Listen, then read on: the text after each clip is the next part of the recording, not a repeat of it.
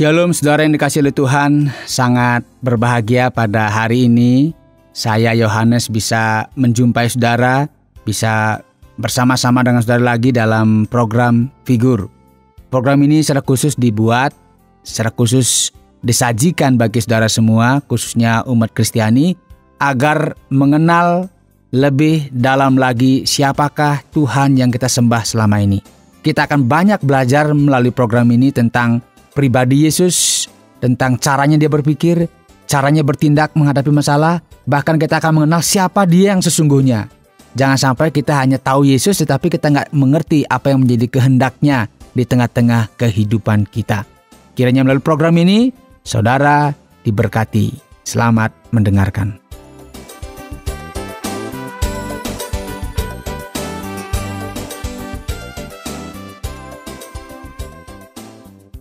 Saudara yang dikasihi oleh Tuhan, beberapa waktu yang lalu, saya membaca sebuah berita bahwa ada seorang pengusaha di negeri Cina kehilangan uangnya habis lebih daripada 10 triliun.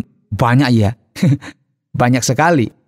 Hanya dalam jangka waktu setengah jam. Itu karena apa? Harga sahamnya itu anjlok sehingga dia kehilangan begitu banyak.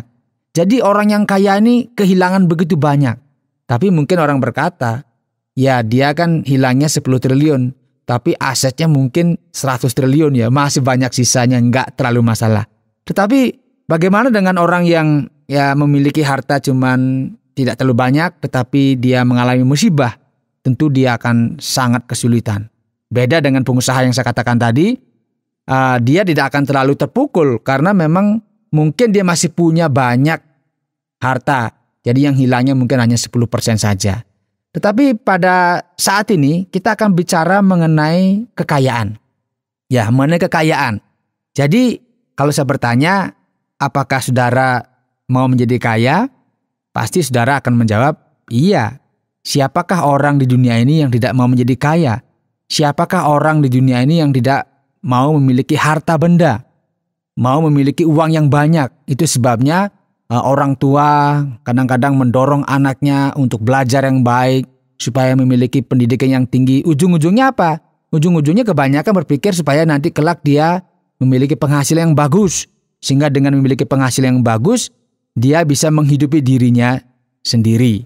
Bahkan dia mungkin di masyarakat akan dikagumi, disanjung oleh karena dia menjadi orang yang sukses. Nah, kita bicara mengenai harta, kita bicara mengenai kekayaan. Kadang-kadang orang Kristen berpikir ada orang yang anti kekayaan, ya nggak mau. Uang itu dianggap sebagai sesuatu yang jahat, tidak butuh uang dan sebagainya. Tetapi kita akan belajar bagaimana sih pandangan Kristus tentang kekayaan. Apakah dia anti kekayaan? Dia nggak suka kepada kekayaan, dia nggak suka kepada harta benda. Karena kalau melihat hidupnya di dunia ini dikatakan serigala punya lubang, burung punya sarang, tetapi anak manusia nggak punya tempat untuk membaringkan kepalanya. Artinya nggak punya rumah. Nggak seperti zaman sekarang orang berusaha bagaimana kredit rumah ya, supaya punya rumah. Tetapi pada saat itu dia nggak terlalu memikirkan. Apakah dia berarti pribadi yang anti kepada uang, dia anti kepada harta? Kita akan belajar nanti. Dan pertanyaan sekarang, mengapa orang mengejar dan mengumpulkan harta? Mengapa orang itu mengejar dengan susah payah mengumpulkan harta sebanyak-banyaknya? Mengapa?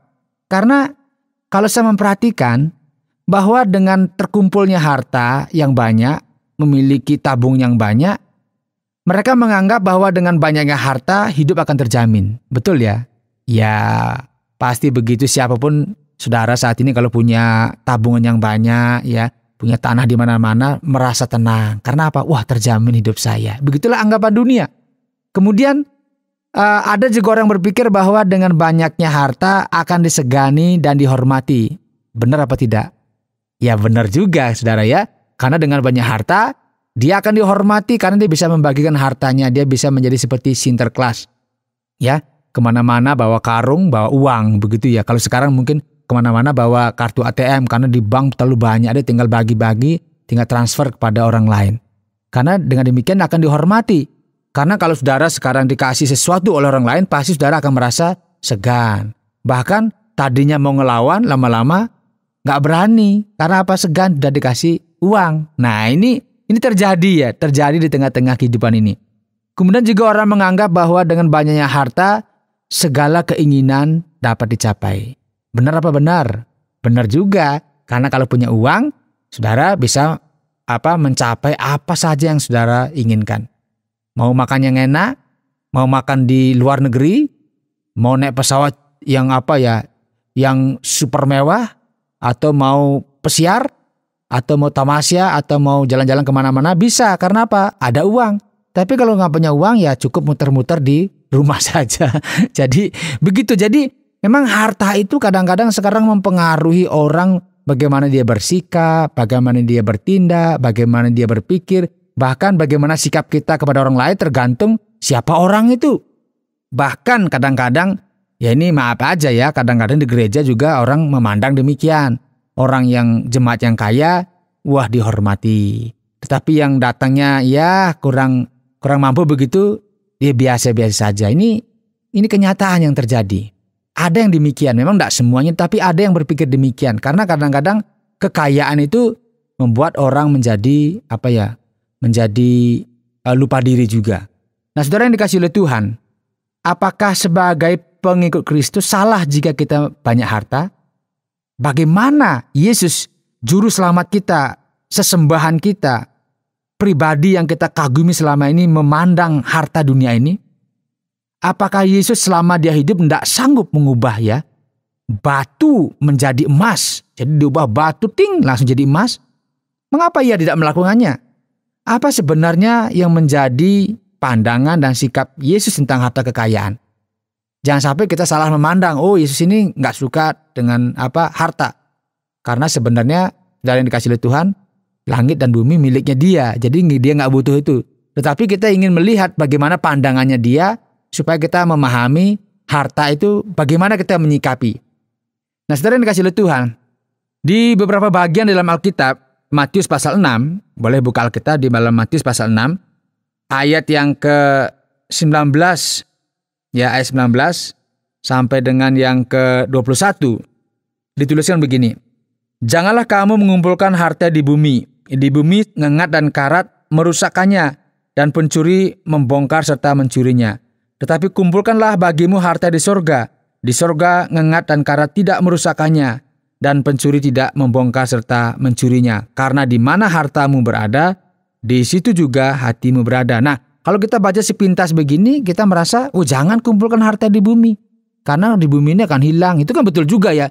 Karena kita kumpulkan di bumi semuanya sebanyak-banyaknya, akhirnya kadang-kadang bisa dirampok, bisa taruh di banknya menjadi kolab, akhirnya bangkrut dan orang kehilangan begitu banyak uang. Apakah Yesus memang anti kekayaan? Dari yang dikasih oleh Tuhan, sebenarnya dia tidak anti kepada kekayaan. Tetapi dia ingin fokus kepada hal yang lebih utama. Dia ingin fokus umat Tuhan, orang-orang yang dikasih oleh Tuhan, orang-orang yang mengikuti dia, diingatkan, disadarkan untuk menjadi orang-orang yang tidak dibelenggu oleh harta benda ini. Harta dibutuhkan, uang dibutuhkan, tetapi tidak dibelenggu oleh harta dunia ini. Karena itu, dia mengingatkan di dalam Lukas 12 ayat 15, Yesus tidak menentang orang menjadi kaya, namun dia menasihati agar waspada terhadap segala ketamakan. Di dalam Lukas 12:15 itu bicara mengenai waspada terhadap segala ketamakan. Karena orang kalau sudah tamak itu bisa menjadi korupsi. Itu yang dikatakan. Jadi dia tidak anti, tetapi hati-hati, karena ketika orang hatinya itu dipenuhi keinginan untuk mengejar harta, dia akan terjatuh kepada ketamaan, keserakahan yang mengakibatkan kesusahan diri sendiri, bahkan kesusahan bagi orang lain. Terjadi penipuan, terjadi penggelapan uang orang dibawa lari. Karena apa? Ketamakan. Karena harta itu, uang pada dasarnya netral, tetapi hati kita yang sudah dipenuhi oleh hasrat untuk menjadi kaya, sehingga mengakibatkan kita menjadi tamak. Kemudian Lukas 12:15 juga bicara mengenai Yesus memandang bahwa hidup ini tidak tergantung dari banyaknya harta. Jadi semakin banyak harta pun, bahwa hidup ini nggak tergantung dari banyaknya harta.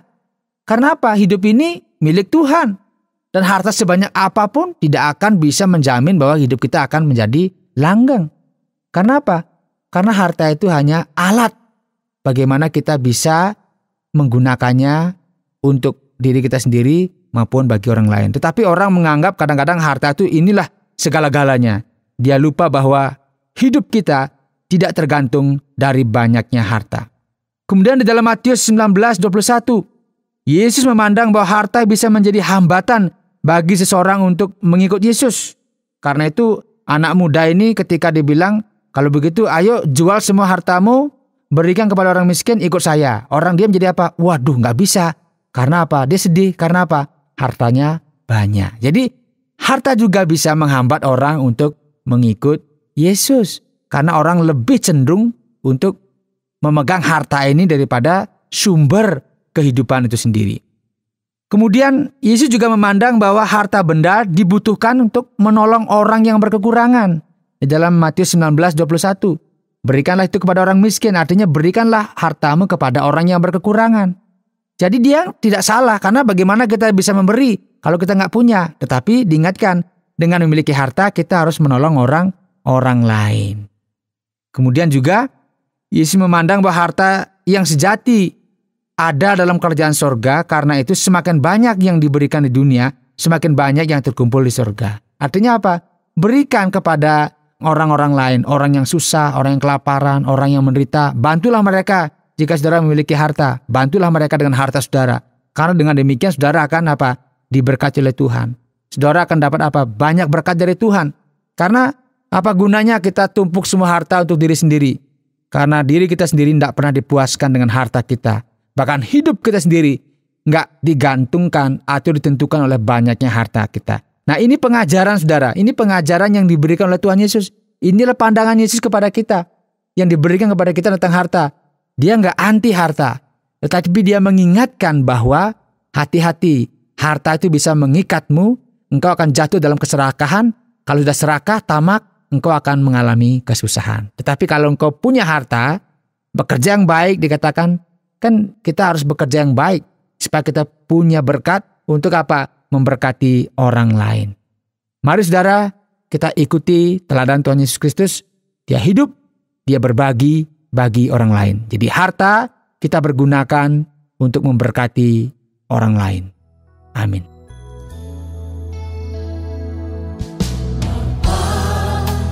Tiada ku ragu akan kasih-Mu yang bersedia berikan segalanya.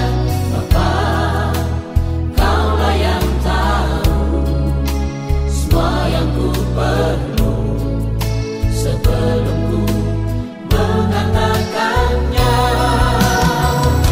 Seperti burung di udara Kau pelihara, terlebih hidupku Kau pandang berharga.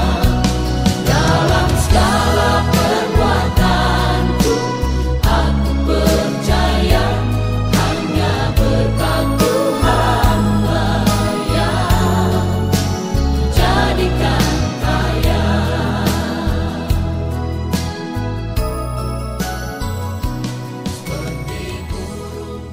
Saudara yang dikasihi oleh Tuhan, kita sudah belajar tentang bagaimana cara pandang Yesus tentang kekayaan. Kiranya apa yang kita dengar pada hari ini memberkati kehidupan kita sehingga kita memiliki wawasan yang baru, cara pandang yang baru tentang harta benda. Dan jika saudara ingin belajar lebih banyak lagi tentang siapakah Yesus, ya, silakan terus ikuti program Figur ini atau bisa saudara kirimkan SMS atau kirimkan surat ke Tromol Pos 261 Batu 65302 Jawa Timur atau melalui SMS ke 081333777386. Sampai jumpa pada program selanjutnya.